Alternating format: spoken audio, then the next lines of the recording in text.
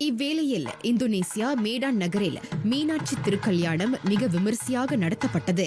கடந்த வெள்ளிக்கிழமை தொடங்கி நேற்று நிறைவேறிய அந்த விழாவில் வட்டார மக்கள், வெளிநாட்டினர் என ஏறத்தாழ 1000 பேர் கலந்து கொண்டனர்.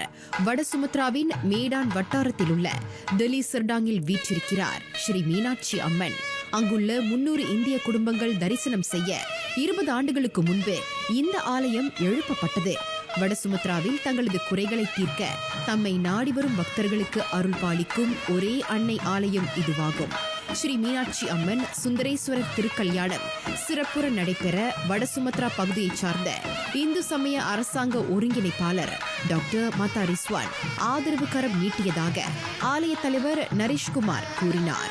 மலேசியாவிலிருந்து ஸ்ரீ பாலமுருகன் குருக்கள் அமுத தமிழில் மந்திரங்கள் ஓத அதற்கு மலாக்காவைச் சேர்ந்த நாதஸ்வர வித்வான்கள் பன்னிசை மெருகூட்டினர்.